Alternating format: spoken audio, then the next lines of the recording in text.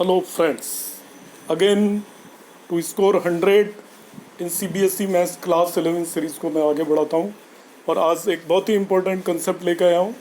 इन last video मैंने explain किया था how to find the domain of a function. जो लेवल ऑफ डिस्कशन था वो NCERT CBSE क्लास 11 था। अगेन मैं रीइटरेट करता हूँ कि जो भी आपका डोमेन और रेंज है it's a very big topic, तो उसमें हम डिफरेंट टाइप की प्रॉब्लम्स कर सकते हैं। जो मैं इस वीडियो में कवर कर रहा हूँ वो आपका NCERT लेवल CBSE क्लास 11 का लेवल कवर कर रहा हूँ। लास्ट वीडियो में मैंने एक्सप्लेन किया था कि हम डोमेन कैसे निकालते हैं। डोमेन का मीनिंग क्या होता है? डोमेन का मीनिंग होता है हम किसी भी फंक्शन कि वो वैल्यूज़ पता करते हैं जिन पे वो फंक्शन डिफाइंड होता है। फंक्शन डिफाइंड कहाँ होता है? Function is defined everywhere except to those values of x at which value of function becomes infinity, means denominator become zero और it becomes imaginary number, square root के अंदर negative numbers आ जाएं। तो domain निकालने के लिए 3 टाइप की problems में मैंने डिवाइड किया था आपके पूरे पोर्शन को। One kind of problem where there is no denominator और स्क्वायर रूट्स, उनमें कह दिया था मैंने आपको कि you write all the real numbers are domain. Second type की प्रॉब्लम वो थी जिनके अंदर आपका डिनोमिनेटर आ गया था, तो हमने डिनोमिनेटर को जीरो जिन वैल्यूज़ पे आते हैं उन्हें एक्सक्लूड कर दिया था फ्रॉम द रियल नंबर। और थर्ड टाइप की प्रॉब्लम में स्क्वायर रूट था, तो स्क्वायर रूट के अंदर जो भी वैल्यू आती है उसको greater than equal to zero लिखेंगे, वो डोमेन होगा। तो 3 टाइप की प्रॉब्लम्स थी ओवरऑल। अब मैं डिस्कस करूंगा रेंज। NCERT में 2 तरह की प्रॉब्लम है, किसी में वो डोमेन निकलवा रहा है केवल, और इन सम ऑफ द क्वेश्चन वो डोमेन और रेंज दोनों निकालता है। तो डोमेन वाला पोर्शन मैंने अलग से कवर किया है। आज जो मेरा वीडियो है it is about range of function.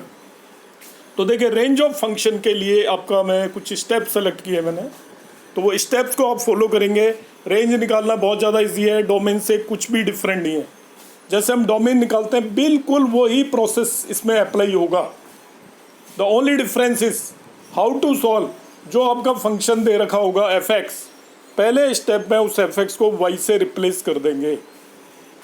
जो मैं स्टेप्स लिख रहा हूँ बिल्कुल वैसे ही फॉलो करना है। पहले स्टेप में जो फंक्शन fx दिया है रिप्लेस इट बाय y से रिप्लेस करके आपका y equal to something in terms of x होगा। उसको सॉल्व करके आप x निकाल लीजिए in terms of y।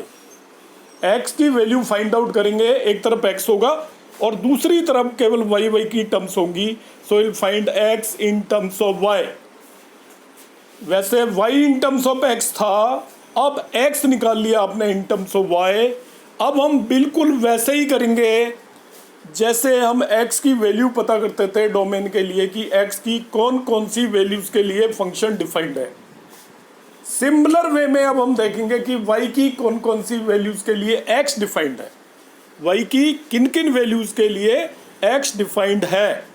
So find values of y for which x is defined in similar way as to finding domain we find values of x। अभी मैं practically करा दूंगा, इसमें आपको कोई डिफिकल्टी आ रही होगी समझने में इस सेंटेंस को।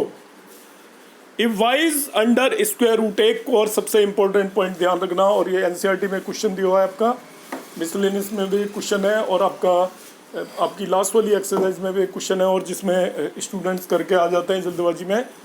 जब भी आपका y अंडर स्क्वायर रूट दे रखा हो, y something of under root of something दे रखा हो, तो एक चीज़ का आपको ध्यान रखना है, we will exclude negative values. जो आपको कैलकुलेट करने पे नेगेटिव वैल्यूज़ आ रही होंगी उन्हें हम एक्सक्लूड कर देंगे। जैसे y equal to under root of 9 minus x square दे रखा है, तो y की ओनली पॉजिटिव वैल्यूज़ ही लेंगे। रेंज निकालते टाइम नेगेटिव वैल्यूज़ को वी विल एक्सक्लूड। क्वेश्चन देखिए, अब जो मैंने 4 स्टेप्स लिखे हैं, I will follow those 4 steps and you have to also follow the same 4 steps. Range निकालना है आपको fx equal to under root of 9 minus x square. एक क्वेश्चन दे दिया जो मैं NCERT का ही क्वेश्चन पिक किया है। यहाँ पर रेंज निकालने का तरीका एक्सप्लेन करना मेरा पर्पज़ है। तो fx equal to 9 minus x square लिखा, मैंने कहा था right fx is equal to y, fx की जगह y लिख दिया। देखिए पहला step. Now squaring both the sides, यहाँ पे स्क्वायर कर रहा हूँ क्योंकि मुझे निकालना है x in terms of y। तो देखिए मैंने y square is equal to 9 minus x square आया, x square 9 minus y square आ गया, x under root of 9 minus y square आ गया। देख लीजिए x निकाल दिया मैंने इन टर्म्स ऑफ y। अब y की किन वैल्यूज़ के लिए ये डिफाइंड है, ये मैं आपको अलग से एक क्वाड्रेटिक इक्वेशन का साइन डिसाइड करना सिखा चुका हूँ। उस वीडियो को आप केयरफुली देखें, और वो वीडियो बहुत ज़्यादा काम आने वाला है आपका 11th और 12th क्लास में, तो उसको एक से ज़्यादा बार देखें जब तक आपसे करना ना है। अब इसका जब हम कैलकुलेट करेंगे y की किन वैल्यूज़ के लिए x डिफाइंड है, तो हम लेंगे 9 minus y square should be greater than equal to 0। क्या लेंगे? 9 minus y square should be greater than equal to 0। तो वो आपको निकालना आना चाहिए किन वैल्यूज़ के लिए ग्रेटर देन इक्वल टू 0 होगा। वो क्वाड्रेटिक पॉलिनोमियल वाला मेरा वीडियो देखेंगे। तो 9 minus y square greater than equal to 0 actually आएगा आपका जब y की वैल्यू आएगी between -3 is less than equal to y is less than equal to +3, ये आएगा आपका। तो यहाँ पे डायरेक्ट लिख दिया है, करके नहीं दिखाया है क्योंकि ये अलग से मैंने एक्सप्लेन कर दिया है। यहाँ पे इसमें इतना टाइम भी नहीं होगा अवेलेबल, असली चीज़ रह जाएगी। तो क्वाड्रेटिक वाला वीडियो मेरा केयरफुली देखिएगा, उसमें सारा पोर्शन कवर किया हुआ है। तो x is equal to under root of 9 minus y square आ गया। तो आपका y की जो वैल्यूज आई -3 is less than y is less than equal to +3। ये x जिन भी y की वैल्यूज़ के लिए डिफाइंड है वही रेंज है। x जिन भी y की वैल्यूज़ के लिए डिफाइंड है वही रेंज है। तो यहाँ पे रेंज एक्चुअली आनी चाहिए -3 टू +3, मगर y यदि ये fx स्क्वायर रूट में दे रखा हो तो नेगेटिव वैल्यूज़ को एक्सक्लूड कर देना है, ध्यान रखना है आपको। fx नेगेटिव नहीं आएगा, ये पॉजिटिव ही होगा हमेशा, ठीक है। क्योंकि स्क्वायर रूट यदि y स्क्वायर इक्वल टू 9 दे रखा हो तो y प्लस -3 हो सकता है, मगर y equal to under root some दे रखा है तो you have to take only positive values. तो आंसर इसमें -3 टू 0 जो नेगेटिव वैल्यूज़ हैं उन्हें एक्सक्लूड कर दिया है, और इस रेंज विल बी 0 to 3। तो एग्जैक्टली सेम स्टेप्स को फॉलो करना है। पहले आपको फंक्शन को y लिख देना है, अब आपको x निकाल लेना है इन टर्म्स ऑफ y, और अब आपको देख लेना है ये y की किन वैल्यूज़ के लिए डिफाइंड है। देखने का तरीका बिल्कुल वैसा का वैसा ही होगा जो हम x के केस में करके आए थे। तो y की जिन भी वैल्यूज़ के लिए डिफाइंड है वही अपना अपना रेंज होगी। तो इसकी रेंज आपकी 0 to 3 हो जाएगी। अब देखिए मैं आपको एक और क्वेश्चन इसमें एक्सप्लेन करता हूँ, that is also from NCERT, और ये बहुत ज़्यादा इंपॉर्टेंट क्वेश्चन है। इस तरीके का क्वेश्चन एग्जाम में आते हैं, the one of the most important question है, मिसलेनियस का एक क्वेश्चन है, आप NCERT में जाकर देखेंगे। इसमें एक फंक्शन है एफ गिवन है लाइक दिस, वो एक ऑर्डर्ड पेयर बना रखा है x square upon 1 + x square. इसका मीनिंग क्या होता है उसको ध्यान से समझ लीजिए। ये x है और ये fx की वैल्यू होती है दूसरे नंबर पे जब भी लिखी हो, कोई भी फंक्शन लिखा हो x, fx होता है हमेशा। तो वो नहीं भी मेंशन कर रहा है तो आपको ध्यान रखना है the second value is fx। इसकी रेंज निकलवा रहा है, फंक्शन R2 दे रखा है, कह रहा फाइंड इट्स रेंज। तो रेंज निकालने के लिए fx इक्वल टू मैंने x square upon 1 + x square लिया। अब देखिए मैं बिल्कुल स्टेप फॉलो करूँगा, बिल्कुल डेविएट नहीं करूँगा। जो मैंने 4 स्टेप लिखे हैं, 4 स्टेप्स एग्जैक्टली फॉलो करूँगा।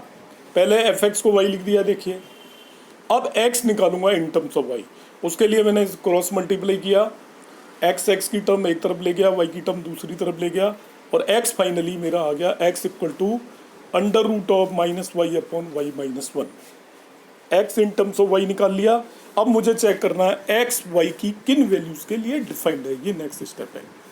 जिन भी वैल्यूज़ के लिए डिफाइंड होगा वो रेंज होगी, ठीक है। x y की किन वैल्यूज़ के लिए डिफाइंड है। अब डिफाइंड देखना है तो यहाँ पे ज़रा पहली चीज़ ध्यान रखिएगा, ये आपको पता है डिफाइंड कब होता है, स्क्वायर रूट के अंदर जो भी वैल्यू आ रही है it should be greater than equal to 0।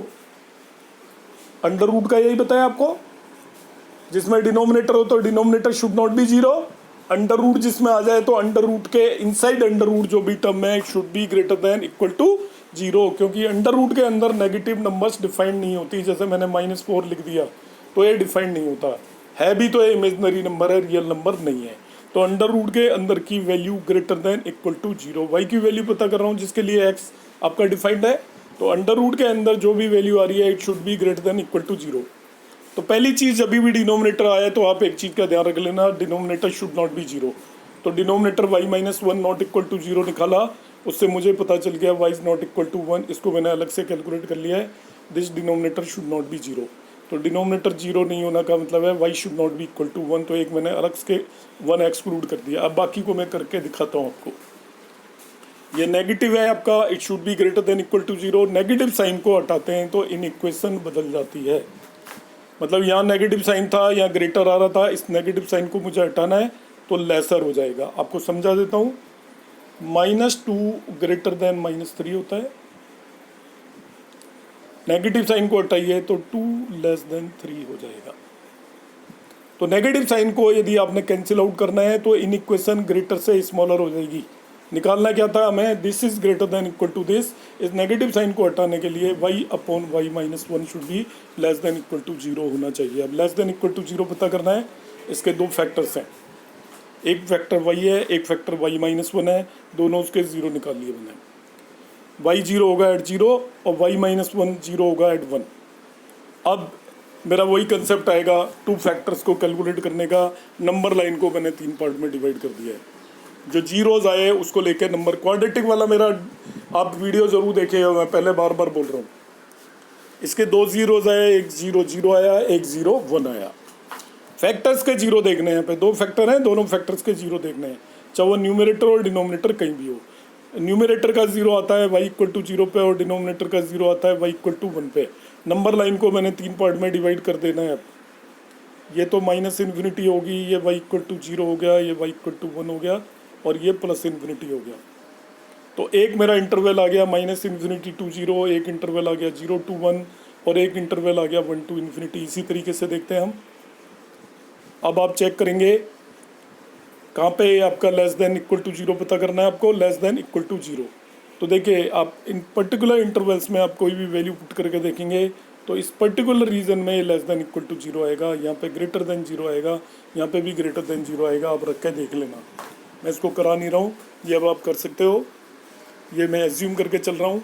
तो ये लेस देन 0 इस इंटरवल में आएगा। जैसे आप 0.5 रख लीजिए इन दोनों के बीच की वैल्यू, y की जगह 0.5 यहाँ पर रख के दिखाया हुआ है, ठीक है। y की वैल्यू क्या रखेंगे हम, 0.5, 0 to 1 के बीच में। तो y की वैल्यू 0.5 रखोगे, यहाँ पे कैलकुलेट कर रखी है आपकी, इस रीजन में भी कैलकुलेट करके दिखाई हुई है, -1 to 0 है तो ग्रेटर देन 0 हो जाएगा।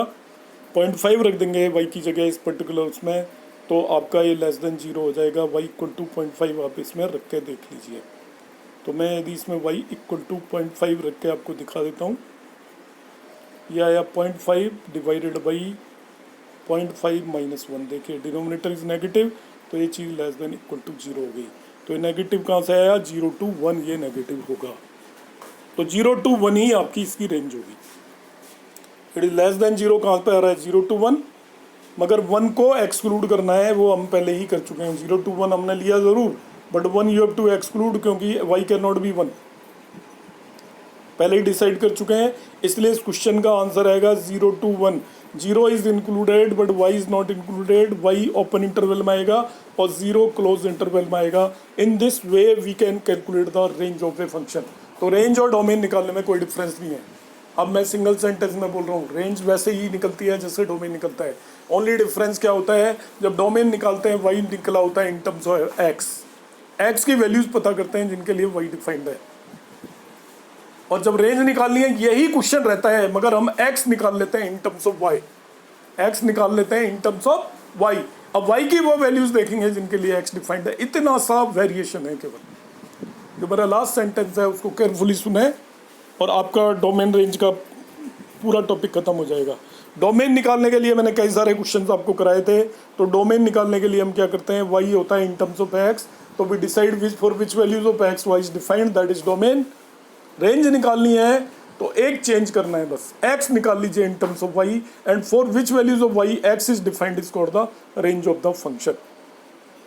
होपफुली आपको क्लियर हो गया होगा। आप वीडियो को एक से ज़्यादा बार देखें यदि एक बार में क्लियर नहीं होता है, और इससे एनसीईआरटी से रिलेटेड जितनी भी रेंज वाली प्रॉब्लम आप करके देखेंगे तो आपको पता चल जाएगा कि ये बिल्कुल कॉम्प्रिहेंसिव मेथड है, एकदम कॉम्पैक्ट मेथड है। आपको बिल्कुल कन्फ्यूजन नहीं होगा इसमें, इसको आप प्रॉपरली फॉलो करें। Thank you.